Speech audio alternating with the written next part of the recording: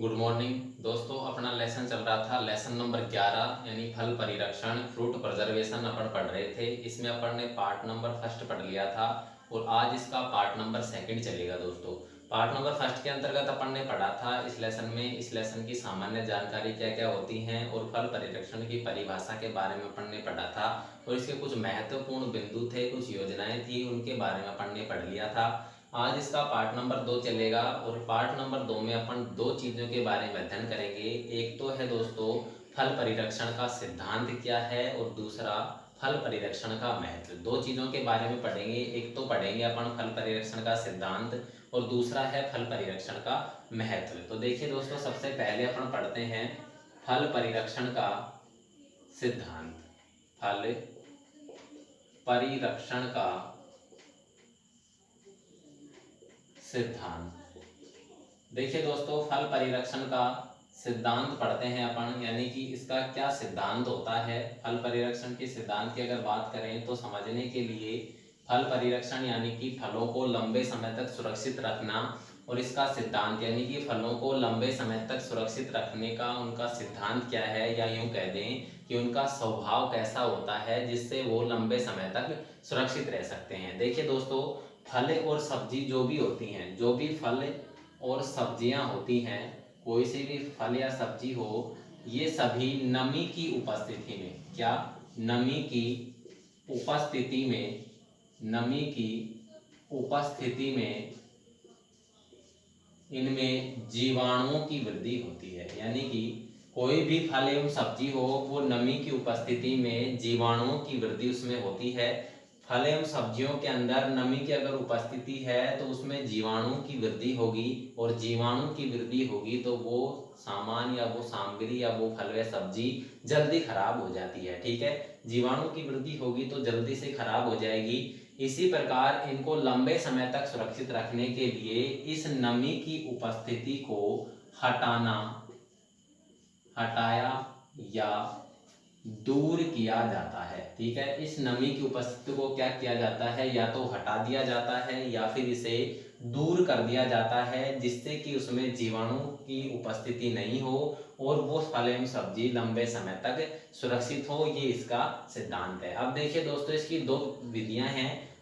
नमी को दूर करने की अगर बात करें तो नमी को दूर करने की दो विधियां हैं। नमी को दूर करने की कितनी विधियां हैं? दो विधियां हैं। पहली तो है उसे धूप में सुखाकर। पहली तो कौन सी है? धूप में सुखाकर। और दूसरी विधि जो है इसमें वो है कृत्रिम शुष्कीकरण यंत्रों द्वारा। कृत्रिम शुष्कीकरण यंत्रों द्वारा।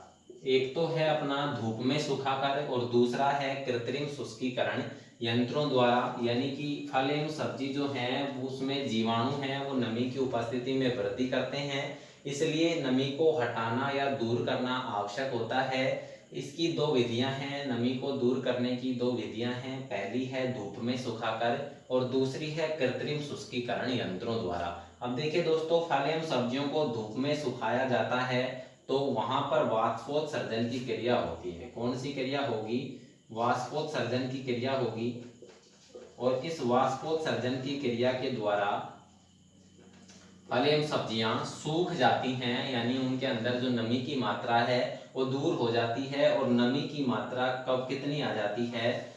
12% लगभग आ जाती है, या यूं कह दें कि 10 से 12% उनमें नमी की मात्रा आ जाती है, तो वो लंबे समय तक क्या हो जाती हैं? सुरक्षित। तो फल परिरक्षण उनका हो जाता है, यानी वो परिरक्षित हो जाती है।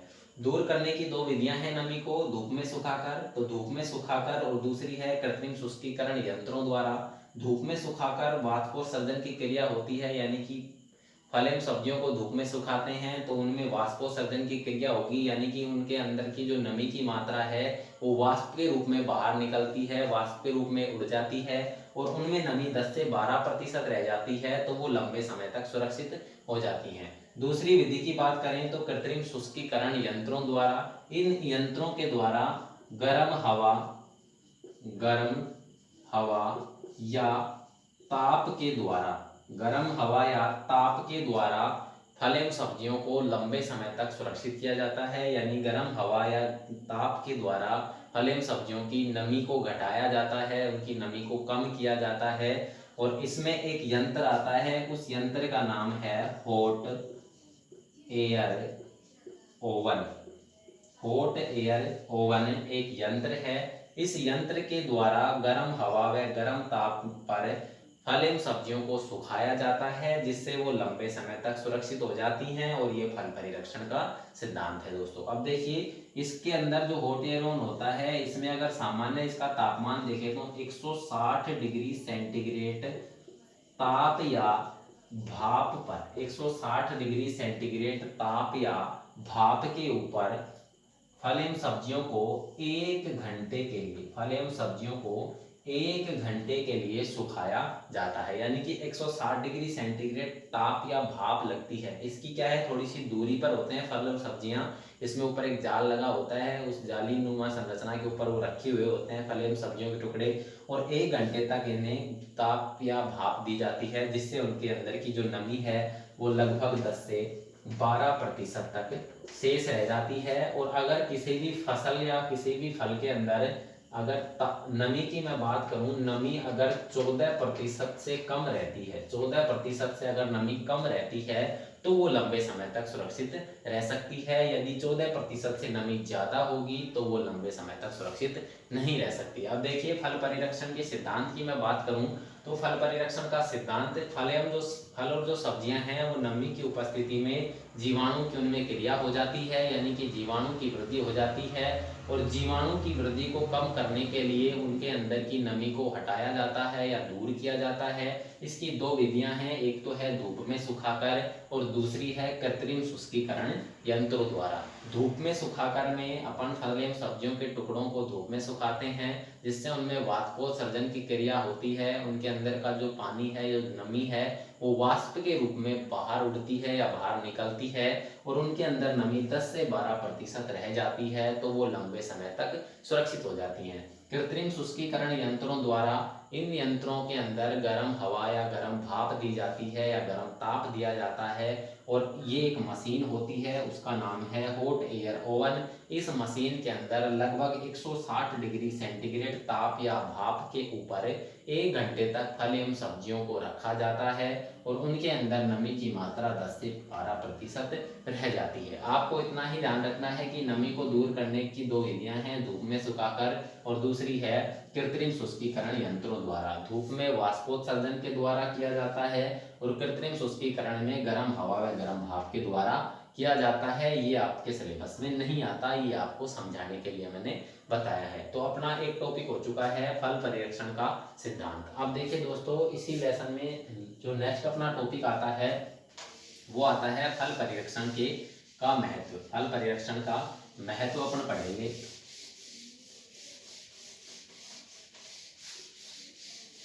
ये तो इसका सिद्धांत हो गया है। अब देखिए फल परिरक्षण का महत्व।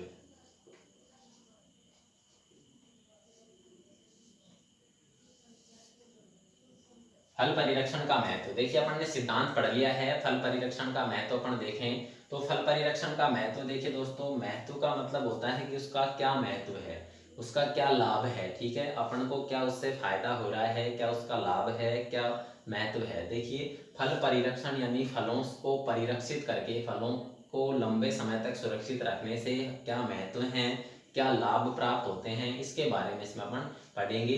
तो फल परिरक्षण के महत्व मुख्य रूप से इनके 5 महत्व हैं। मुख्य रूप से कितने महत्व हैं? 5 महत्व हैं।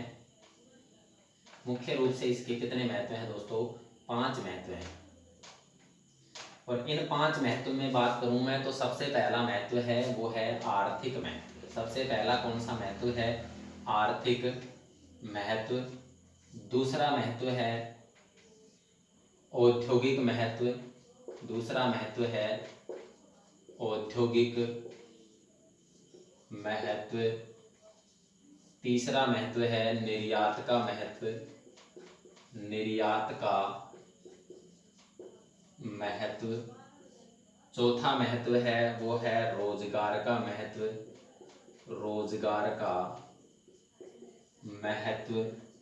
और पांचवें नंबर पे जो लास्ट आता है वो आता है संतुलित आहार का महत्व। संतुलित आहार का महत्व यानी कि 5 महत्व हैं अपने। पहला है आर्थिक महत्व, दूसरा है औद्योगिक महत्व, तीसरा है निर्यात का महत्व, चौथा है रोजगार का महत्व और लास्ट 5वें नंबर पे है संतुलित आहार का महत्व। 5 महत्व हैं किसके? फल परिरक्षण के। अब देखिए दोस्तों, इसमें थोड़ा सा डिटेल से है, मैं लिख तो नहीं सकता पूरा, लेकिन आपको शॉर्ट रूप में बताता हूँ, बाकी आपको नोट्स में सभी चीजें में उपलब्ध हैं। ठीक है। अब देखिए आर्थिक महत्व। आर्थिक का मतलब क्या होता है? पैसे की इनकम होती है। तो आर्थिक महत्व फल परिरक्षण से कैसे है? तो देखिए दोस्तों, फल परिरक्षण उद्योग अगर अपन स्थापित करते हैं, फल परिरक्षण का महत्व है, तो फल परिरक्षण अगर उद्योग अपन स्थापित करते हैं तो उससे हमें आर्थिक महत्व है। देखिए वो कैसे है? फल परिरक्षण उद्योग अगर स्थापित करते हैं तो किसान को उसके फल एवं सब्जियों का समय समय पर उचित मूल्य प्राप्त हो जाता है। यानी कि उद्योगों से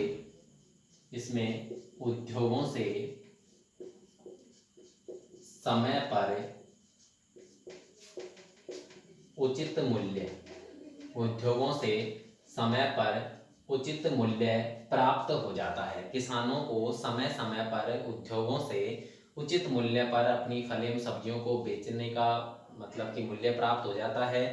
फल परिरक्षण उद्योग स्थापित करने से किसान को अपने फल एवं सब्जियों का समय समय पर उचित मूल्य प्राप्त हो जाता है, इसलिए इनका आर्थिक महत्व बताया जाता है। दूसरा महत्व आता है औद्योगिक महत्व। फल परिरक्षण उद्योग स्थापित करने से अन्य उद्योगों का विकास भी हो जाता है। यानी कि अन्य उद्योगों का विकास भी हो जाता है। अन्य उद्योगों का विकास देखिए कैसे होगा? फल परिरक्षण उद्योग अगर अपन स्थापित करते हैं तो उससे अन्य उद्योगों का विकास भी हो जाता है। अन्य उद्योगों का विकास कैसे होगा? अन्य उद्योगों में जैसे प्लास्टिक उद्योग,